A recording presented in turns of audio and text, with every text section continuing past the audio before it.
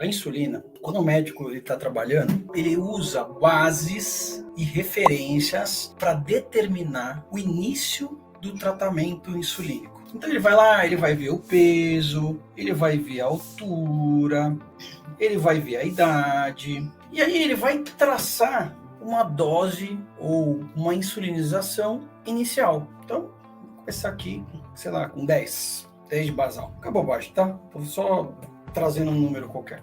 E nas correções, a gente vai começar a usar a correção a partir de 200. Você toma uma unidade de regular, 10 de NPH, mais uma unidade regular a partir de 200, a partir de 250, 2, a partir de 300, 3, e a partir de 400, 4. Tá feita a tabela da sua insulina. E a NPH a gente vai tomar ela pela manhã. Bom, quando isso acontece tem dois problemas. A NPH não cobre 24 horas, né? A NPH é uma insulina antiga, uma insulina que dura 18 horas. Tá aqui, ó, 18 horinhas. E ela faz pico de ação. O que acontece? Além dela não cobrir as 24 horas, veja, não cobre 18 horas se der 18 horas. Além dela não cobrir as 24 horas, ela tem um pico de ação.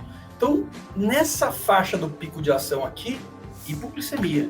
Claro, você não tem equilíbrio, a distribuição não está equilibrada. Aí, os profissionais mais atualizados começaram a perceber a necessidade de fracionar a NPH. Tá? Esquecem, não tinha lantos, não tinha nada. Aí eles fracionaram a NPH em 2 vezes. Continuava com 2 montanhas dessa daqui, dividida no meio, e cobria 24 horas. Tinha 2 momentos de pico de ação e 2 momentos de vale de ação, que é onde a glicemia subia mais e depois um que ela caía e muitas vezes gerava hipoglicemia. Eles dividiram ela em 3. Por quê? Porque aquele pico que vinha até aqui em cima, ele ficou mais baixinho e dividido em 3. 3 picadas de basal, só basal, para começar a fazer o controle glicêmico. E ainda com risco aumentado de 1, 2, 3 hipoglicemias durante o dia, de acordo com a distribuição dessa insulina, alguns horários mais e outros menos. Porque aqui eu fiz linear, mas é óbvio que não é linear. Às vezes é 10, é 6, 2 e 2. Pode ser 6, 3, 1. Tem várias formas de se distribuir a tal das 10, mais ou menos, né? 10 é só um número qualquer que eu peguei.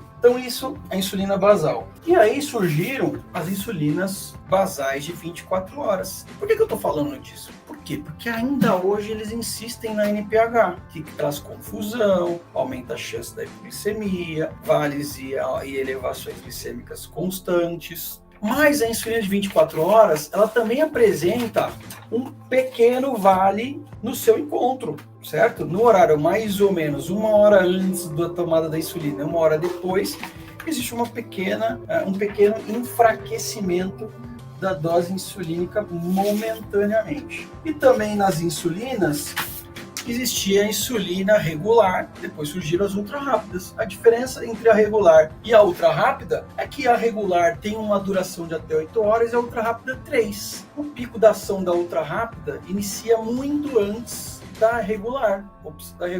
Então, com a ultra rápida, surgiu o advento da contagem de carboidrato, que foi onde a gente começou a entender o impacto da dose da insulina no carboidrato ingerido. E aí a gente vai para outras tabelas, né? Então daqui o médico fez uma tabela de aplicação. Essa tabela, ela funciona? Não. Mas quando eu tinha 6 anos de idade, era o único jeito conhecido possível de se fazer. Então, se até hoje o cara faz a mesma coisa que a gente fazia 38 anos atrás, significa que ele está atualizado?